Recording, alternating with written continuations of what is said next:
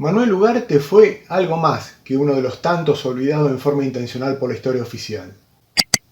También supera largamente el rescate editorial que hace de su figura Jorge Abelardo Ramos, empeñado en la difícil búsqueda de construir y darle forma teórica al concepto de izquierda nacional.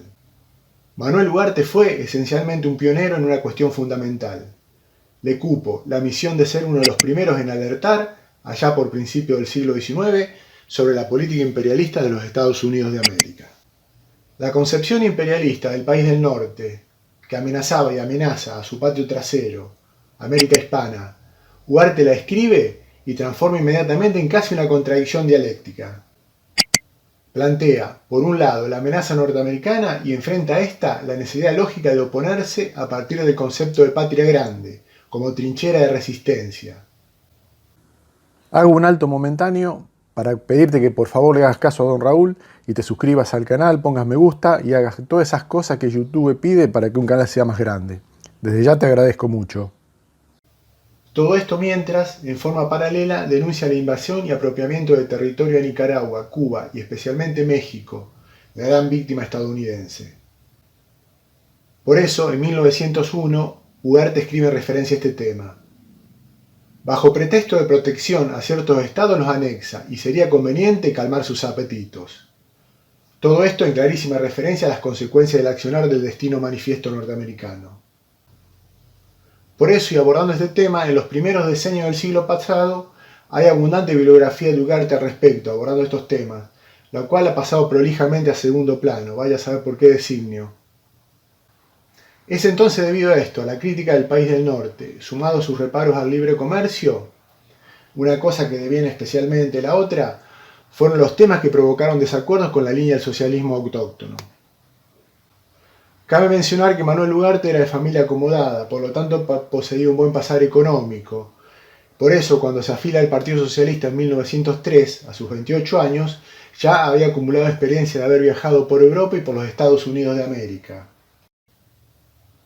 Como cuerpo teórico, Ugarte define la identidad nacional de cada país latinoamericano a partir de su pertenencia a un espacio mayor, integrado a un todo subcontinental y se reafirma en el accionar de figuras como Bolívar y José de San Martín.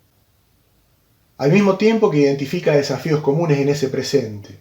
Por un lado, la afirmación de la soberanía territorial frente a acechos colonialistas, y por otro, la necesidad de defender intereses económicos propios, es decir, opuestos al libre comercio propiciado por las empresas transnacionales. Y cuando digo latinoamericanismo es porque Ugarte incluye a Brasil, lo cual excede entonces el marco hispanoamericano. Todo esto, como no podía ser de otra forma, pronto entra en colisión con el Partido Socialista y su líder y vocero Juan Bautista Justo, el cual era bastante remiso a aceptar la idea de imperialismo y como lógica consecuencia de esto, la existencia de países coloniales o dependientes. La opinión de Justo al respecto estaba más referida a la contradicción civilización y barbarie que a identificar un orden imperial superior que en cierta forma determinaba el lugar que ocupaban los países periféricos en el esquema global. En definitiva, el líder socialista interpretaba la vida y la historia desde un lugar parecido a Bartolomé Mitre o Domingo Sarmiento. Un párrafo extraído del pensamiento de Justo puede servir como muestra de su pensamiento.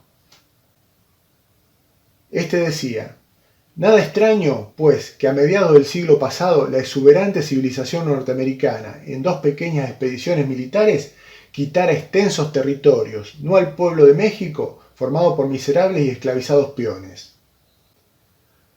La Vanguardia, periódico partidario del Partido Socialista, está repleta de opiniones de Juan B. Justo que van en ese mismo sentido. Lógicamente, todo esto se da de frente con el pensamiento de Ugarte. Y, como colorario de una polémica que es mucho más extensa y de la cual nos vamos a dar cuenta paso por paso, por lo que sea por la extensión, pero decimos que la cual se puede ubicar a partir de 1908 y se vehiculiza preferentemente a partir del mencionado periódico La Vanguardia y de las publicaciones particulares de Ugarte, este es expulsado del Partido Socialista en 1913. Como consecuencia, Manuel Ugarte en el exilio produce una prolífica obra literaria, en tanto el Partido Socialista, tal como estaba formateado, termina como lógica consecuencia alineado con Braden para enfrentar al general Perón un par de décadas más tarde.